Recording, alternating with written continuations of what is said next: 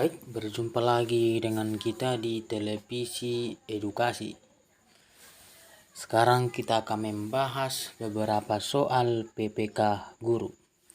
Soal yang pertama, teori yang menyatakan bahwa peserta didik selama kegiatan belajar lebih ditekankan untuk aktif berpikir, menyusun konsep-konsep serta memberi makna tentang hal-hal yang dipelajari, dan yang paling penting terwujudnya belajar adalah niat peserta didik itu sendiri merupakan aliran dari teori. Ada 5 pilihan, yaitu A. Konstruktivis, B. Behavioristik, C. Humanistik, D. Sibernetik, E. Kognitivistik. Jadi jawaban yang paling tepat ialah A. Kenapa? Karena konstruktivis adalah teori belajar yang memahami belajar sebagai proses pembentukan atau konstruksi pengetahuan oleh peserta didik itu sendiri. Jadi, peran guru dalam belajar konstruktivistik adalah membantu agar proses pengkonstruksian pengetahuan oleh peserta didik berjalan dengan lancar. Itu saja jawaban. Baik, kita lanjut ke soal nomor 2, yaitu kegiatan pembelajaran yang diawali dengan pemberian rangsangan, mengidentifikasi masalah, melakukan pengumpulan data, dan mengelola data sehingga mampu memberikan pembuktian dan menarik kesimpulan sesuai dengan model pembelajaran, yaitu A. Problem based learning, yang B. Inquiry learning, C. Discovery learning, D. Integrated learning, E. Project based learning. Ayo dipikirkan jawabannya. Ya, jawabannya ialah C. Ada 6 langkah-langkah model discovery learning dalam pembelajaran. Yang pertama, pemberian rangsangan.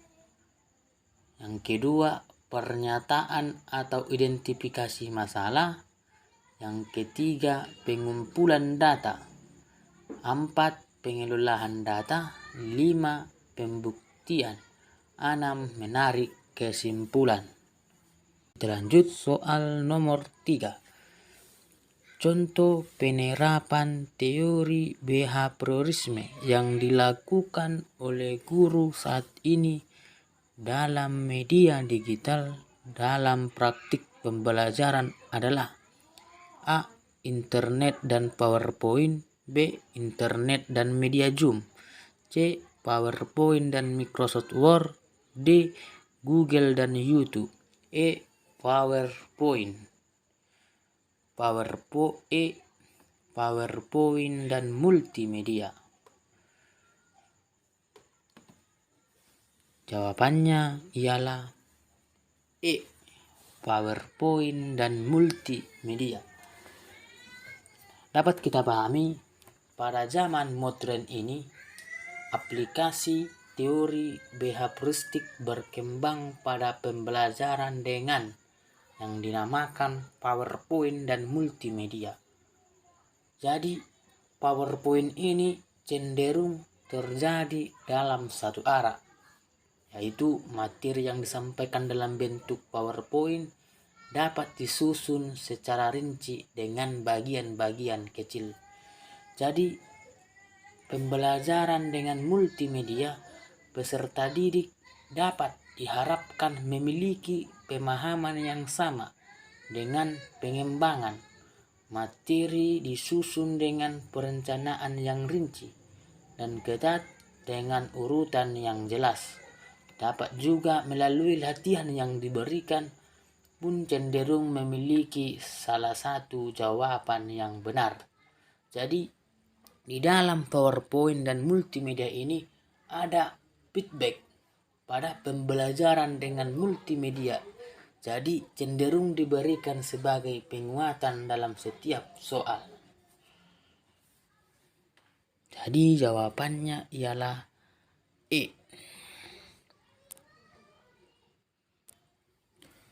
Kita lanjut ke soal nomor 4. Guru mempelajari latar belakang masalah, seluk dan beluk dan permasalahannya peserta didiknya. Ketika kemudian guru memberikan informasi atau pengetahuan yang memadai peserta didiknya, maka hal ini merupakan tahapan kreativitas dalam A. Iluminasi, B. Verifikasi, C. Inkubasi, D. Persiapan meletakkan dasar, E. Produksi. Nah, kalau kita pikir-pikir dari latar belakang masalah, seluk-beluk permasalahan peserta didik ketika kemudian guru memberikan informasi. Jadi merupakan tahapan kreativitas dalam apa? Jadi menurut Wallace Ali, keberhasilan orang-orang kreatif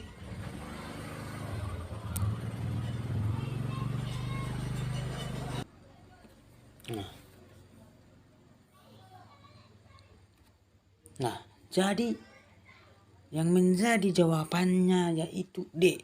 Persiapan meletakkan dasar. Pada sesuatu masalah atau seluk-beluk dan permasalahan peserta didik dapat kita pelajari melalui latar belakang masalah, seluk-beluk dan pragmatikanya. Pada tahap ini diperlukan minat dan antusiasme untuk memperoleh pengetahuan dan informasi sebagai persiapan untuk kreativitas.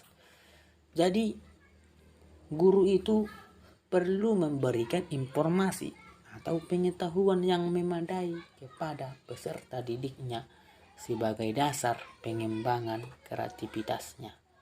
Yang kedua, inkubasi, mengambil waktu untuk meninggalkan masalah seperti istirahat dan santai. Yang ketiga, iluminasi. Tahap ini disebut sebagai tahap pemahaman. Suatu tahap mendapatkan ide, pemecahan, gagasan, penyelesaian, cara kerja, dan jawaban yang baru. Yang keempat, verifikasi atau yang disebut produksi, menghadapi dan memecahkan masalah-masalah praktis yang sehubungan dengan perwujudan ide, gagasan, penyelesaian, cara kerja, dan jawaban baru.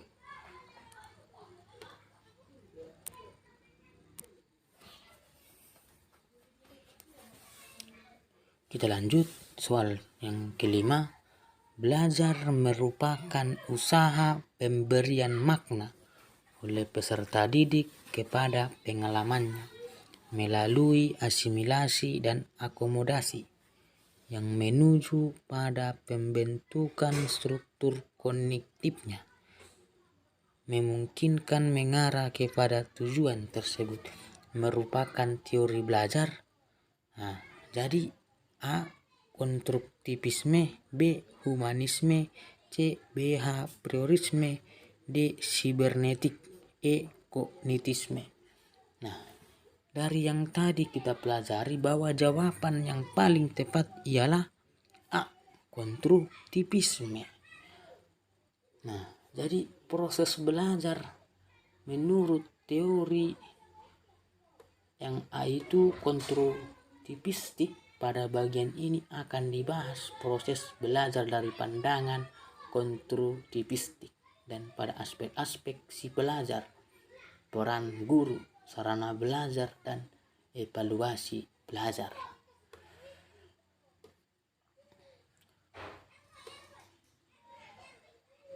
Nah, jadi kegiatan belajar lebih dipandang dari segi prosesnya, dari segi perolehan pengetahuan dan fakta-fakta yang terlepas-lepas. Proses tersebut dapat berupa Jadi oleh sebab itu pengelolaan pembelajaran harus diutamakan dan pengelolaan siswa dalam proses gagasannya bukan semata-mata pengelolaan siswa dan lingkungan belajarnya, bahkan pada unjuk kerja dan prestasi belajarnya. Jadi dapat dikaitkan dengan yang namanya penghargaan seperti nilai, ijazah, dan sebagainya. Jadi jawaban yang paling tepat ialah A, konstruktivisme. Oke, terima kasih sudah menonton. Jangan lupa like dan subscribe.